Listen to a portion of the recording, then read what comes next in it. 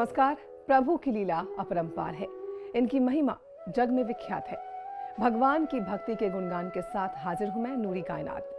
कण कण में विराजमान प्रभु के निरंतर भक्ति से हर भक्त भाव विभोर हो जाता है। कहते हैं कि भगवान सभी की सुनते हैं, तभी तो इनकी भक्ति में लीन होने वाले भक्तों की संख्या अनगिनत है। जग के रखवाले सिर्फ प्रभु हैं। तो आइए उसी प्रभु के साथ शुरू करते हैं आज का प्रभु दर्शन।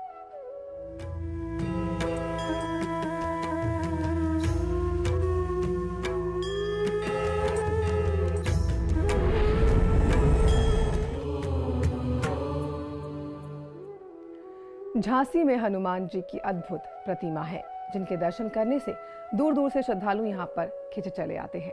उनका मानना है कि ऐसी हनुमान जी की प्रतिमा के दर्शन से हर संकट और हर दुविधा अपने आप नष्ट हो जाती है। क्या है इस प्रतिमा में रहस्य? क्यों है इतनी अनोखी हनुमान जी की प्रतिमा? आइए जानते हैं।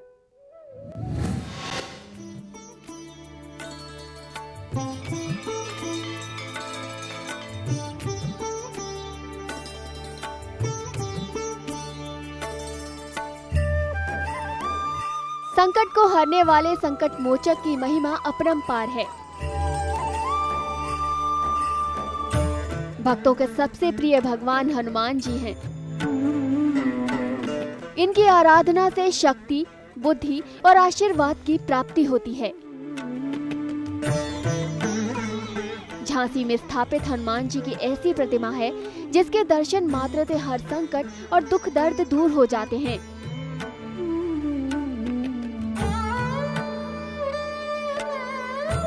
यहाँ राम भक्त हनुमान जी आराम की मुद्रा में लेटे हुए हैं।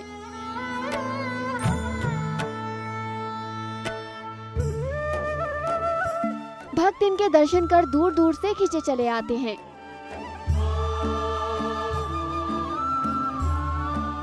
झांसी का ये प्राचीन मंदिर परुआ हनुमान मंदिर के नाम से जाना जाता है। भक्तों के बीच ये मंदिर काफी लोकप्रिय है। परुआ का मतलब बुंदेली भाषा में लेटना होता है, इसलिए हनुमान जी की ये प्रतिमा लेटी हुई समान है और इसी वजह से इस प्रतिमा का नाम परुआ पड़ा। ये मंदिर प्राचीन मंदिरों में से एक माना जाता है। हनुमान जी की लेटी हुई मूर्तियां भारत में सिर्फ 2 जगह है, जिसमें एक मूर्ति इलाहाबाद और दूसरी झांसी में है।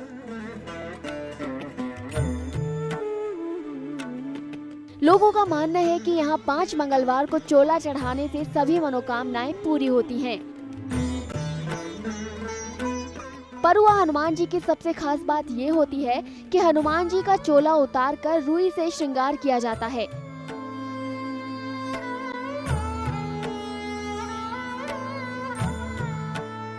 कहा जाता है कि जब सर्दी के मौसम की शुरुआत होती है तो हनुमान जी का चोला बदलकर रुई धारण कराई जाती है।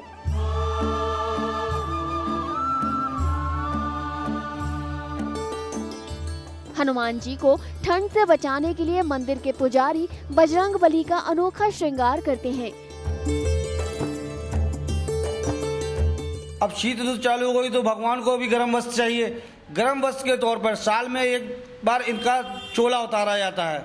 इनको रुई से श्रृंगार इनका करते हैं कि ये गर्म वस्त्र पहने, और उस चोले को बहुत से यहाँ के लोग लेने के लिए आते हैं जो चर्म रोगों से या किसी भूत पिशाच डर से भय रहता है उनको, तो उसको वो कपड़े में, लाल कपड़े में बांध करके अपनी तकिया के नीचे रख लेते हैं। तो उनका सारा डर, सारा सब उनका जो है भय, और जो भी भूत पिशाच उनके जो है कोई भी उनके निकट नहीं आ पाता है। हर बाधा को दूर करने वाले पवन पुत्र अपने भक्तों को लेटे लेटे ही आशीर्वाद देते हैं। माना जाता है कि जब लक्ष्मण जी मूर्छित हुए और भगवान राम ने हनुमान जी को संजीवनी बूटी लाने का आदेश दिया, तब हनुमान जी संजीवनी बूटी लेने हिमालय पर्वत पर गए। तब संजीवनी बूटी ढूंढते समय उनके पैरों में छाले पड़ गए। जब वो पर्वत लेकर लक्ष्मण के पास गए तो राम जी ने उनके पैर देखकर उन्हें गले लगा लिया। बजरंगबली को आशीर्वाद दिया कि तुम लेटकर भक्तों का और जग का कल्याण करोगे। झांसी में परुआ हनुमान जी के दर्शन से मनचाहे वर की प्राप्ति होती है। बजरंगबली सभी सिद्धियों के देवता माने जाते हैं। सफेद रंग में रंगे हनुमान जी की ये प्रतिमा देखकर हर भक्त मोहित हो जाता है। परुआ हनुमान जी पर भक्तों की अटूट आस्था है।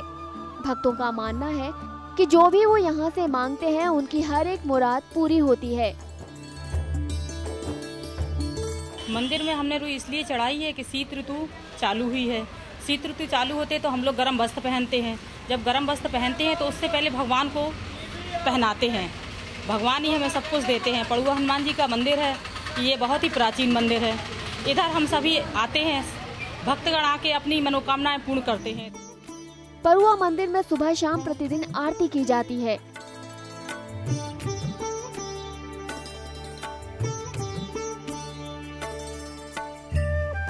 मंदिर में भक्त हनुमान जी की महिमा का गुणगान करते हैं और राम भक्त हनुमान उनकी हर एक इच्छा पूर्ण करते हैं। यहाँ आने वाले भक्त हाथ जोड़कर अपनी सारी गलतियों की माफी मांगते हैं और राम भक्त हनुमान उनकी हर एक गलतियों को माफ कर उनका कल्याण करते हैं और जीवन में खुशियां ही खुशियां भर देते हैं। मुदिता त्रिपाठी, समाचार प्लस।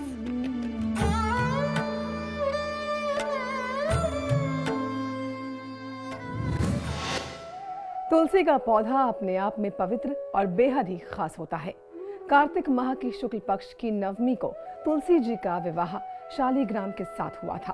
तब से लेकर आज तक तुलसी विवाह धूमधाम से की जाती है। क्या है तुलसी और शालिग्राम के विवाह की मान्यता, आइए जानते हैं प्रभु दर्शन की इस खास कड़ी में।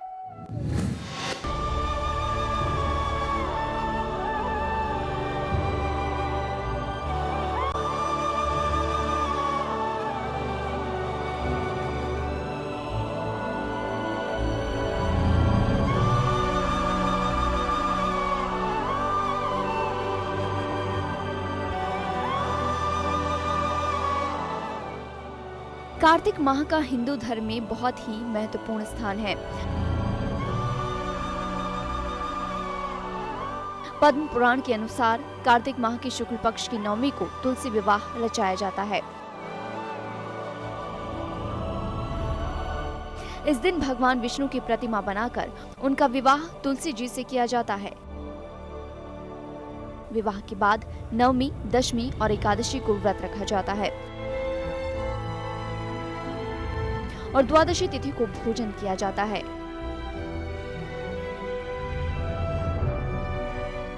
कई प्राचीन ग्रंथों के अनुसार शुक्ल पक्ष की नवमी को तुलसी की स्थापना की जाती है।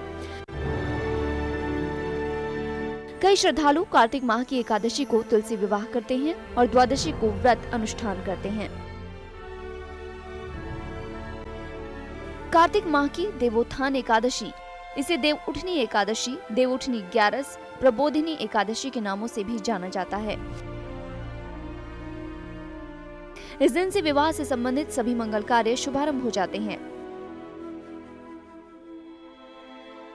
इसीलिए इस एकादशी के दिन तुलसी विवाह रचाना अत्यंत शुभ माना जाता है। आज के दिन तुलसी विवाह कराने की परंपरा कई युगों से चली आ रही है। तुलसी विवाह करने से कन्यादान के समान पुण्य फल की प्राप्ति होती है। मान्यता है कि शंखचूड़ नामक एक राक्षस था। उसकी पत्नी तुलसी बहुत तेजस्वी थी। उसके पतिव्रत के कारण देवता भी शंखचूड़ का वध करने में असमर्थ थे।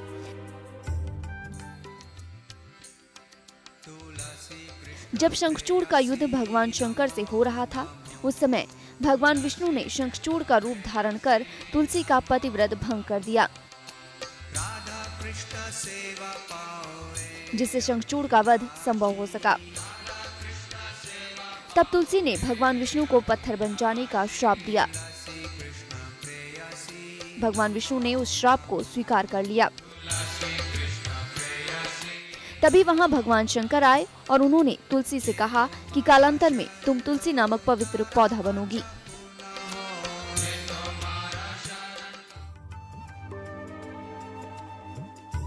भारतवर्ष में शालिग्राम बनकर रहूंगा और तुम एक पूजनीय तुलसी के पौधे के रूप में पृथ्वी पर रहोगी। गंडकी नदी के तट पर मेरा वास होगा, बिना तुम्हारे मेरी पूजा नहीं हो सकेगी। तुम्हारे पत्रों और मंजरियों में मेरी पूजा होगी। जो भी बिना तुम्हारी मेरी पूजा करेगा वह नरक का भागी होगा। इस प्रकार शालिग्राम जी का उद्भव पृथ्वी पर हुआ। इसीलिए तुलसी शालिग्राम का विवाह आज भी परंपरा के अनुसार चला आ रहा है।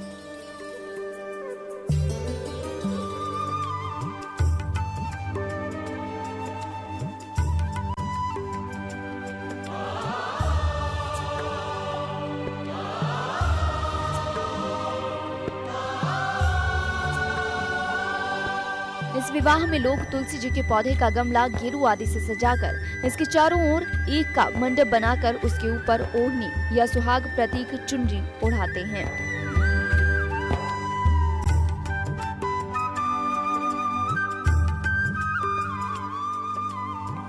गमले को साड़ी ओढ़ाकर तुलसी को चूड़ी चढ़ाकर उनका श्रृंगार करते हैं।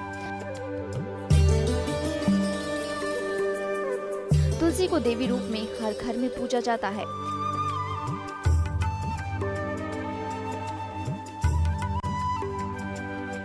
इसकी नियमित पूजा से व्यक्ति को पापों से मुक्ति तथा पुण्य फल में वृद्धि मिलती है।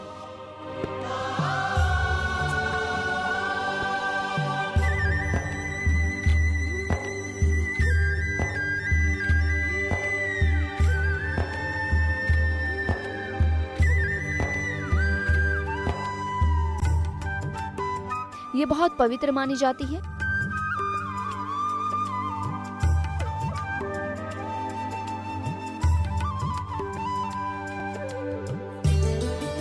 और सभी पूजाओं में देवी और देवताओं को अर्पित की जाती है।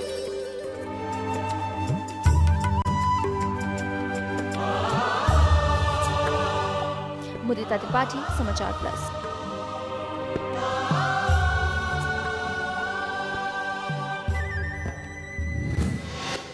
तो आइए अब जरा पंडित जी से जान लेते हैं कि तुलसी विवाह में क्या करें, कैसे करें माँ तुलसी को प्रसन्न, किस तरह से करें माँ तुलसी का विवाह। आइए जानते हैं।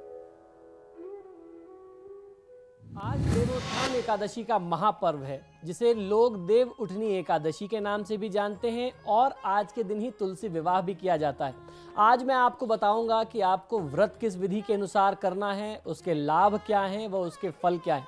सबसे पहले मैं आपको बताऊं कि देवोत्थान एकादशी है क्या और भगवान श्री विष्णु को योग निद्रा से जगाते कैसे हैं।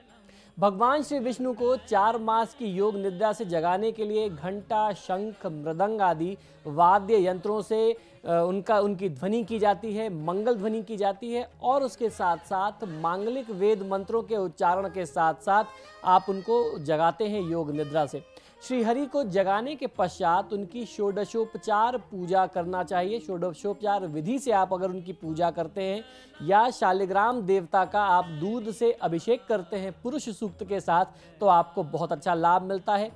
अनेक प्रकार के जो भी ऋतु फल होते हैं यानी मौसमी फल होते हैं, उनके साथ साथ नैवेद्य कुछ भोग आपको भगवान को निवेदित करना चाहिए। संभव हो अगर आपसे तो आपको आज की तिथि में उपवास करना चाहिए, अन्यथा केवल एक समय फलाहार ग्रहण करके आप भगवान की पूजा कर सकते हैं। इस एकादशी में रात्रि जागरण का बहुत ज़्यादा विशेष महात्म बताया गया है। यदि आप रात भर जाग करके भगवान श्री हरि के नाम का संकीर्तन करें, उससे आपको भगवान विष्णु की कृपा मिलती है। भगवान विष्णु प्रसन्न होकर के आपके समस्त दुख और दारिद्र्य को हर लेते हैं। विवाह आदि समस्त मांगलिक कार्यों के लिए शुभारंभ में संकल्प भगवान विष्णु को साक्षी मान करके ही किया जाता है। अतएव चतुर्मास में प्रभावी प्रतिबंध जो है वो देवोत्थान एकादशी के दिन से समाप्त हो जाता है और उसके साथ साथ विवाह आदि शुभ कार्य जो हैं वो आरंभ हो जाते हैं। पद्म पुराण के उत्तरखंड में वर्णित एकादशी महात्म के अनुसार श्री हरि प्रबोधनी एकादशी अर्थात जिसे आज हम देवोत्थान एकादशी के नाम से जानते हैं, जिसे आज हम मना रहे हैं, अगर इस व्रत को आज आप करते हैं तो 1000 अश्वमेध यज्ञ करने का और उसके साथ साथ 100 राजसूय यज्ञ करने के बराबर आपको फल मिलता है। इस परम पुण्य प्रदा एकादशी के विधिवत व्रत से सब पाप, हर तरीके के पाप भस्म हो जाते हैं तथा व्रती जो है मरणोपरांत बैकुंठ लोक में भगवान श्री हरि के चरणों में वास करता है। इस एकादशी के दिन भक्त श्रद्धा के साथ जो कुछ भी जप, तप, स्नान, दान, होम आदि करते हैं वह सब अक्षय फलदायक हो जाता है, ऐसा हमारे शास्त्र का कथन है। देवोत्थान एकादशी के दिन व्रतोत्सव करना प्रत्येक सनातन धर्मी का आध्यात्मिक कर्तव्य है। आपको व्रत करना चाहिए, भगवान श्री विष्णु और उसके साथ साथ तुलसी देवी की आराधना करनी चाहिए। इस एकादशी के दिन ही तुलसी विवाहोत्सव भी मनाया जाता है, बहुत ही धूमधाम से मनाया जाता है। पूरे तरीके से जो विवाह की प्रथा है वो की जाती है। कार्तिक शुक्ल पक्ष के एकादशी के दिन भगवान शालिग्राम और तुलसी का विवाह करवाने से कन्यादान के बराबर का फल मिलता है और व्यक्ति को विष्णु भगवान की प्रसन्नता और उनकी कृपा प्राप्त होती है। पद्म पुराण में तुलसी विवाह के विषय में सविस्तार वर्णन बताया गया है हमारे शास्त्रों में। इसी के साथ वक्त तो चला है एक छोटे से ब्रेक का, फौरन हाजिर होंगे, कहीं मत जाइएगा।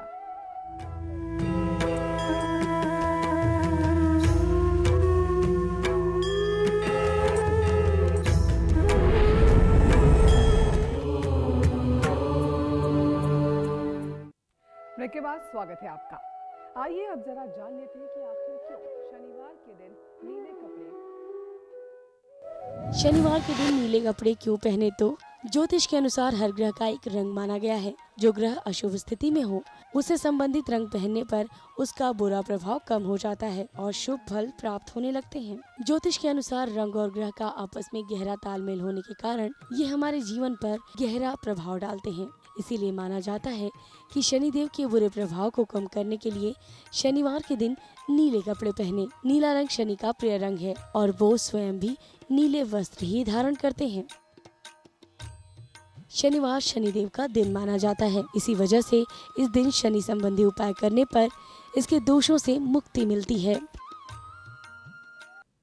प्रभु दर्शन में आज के लिए बस इतना ही। आइए चलते चलते शनिदेव जी की भक्ति में हो जाते हैं लीन। नमस्कार। स्वामी जय शनि।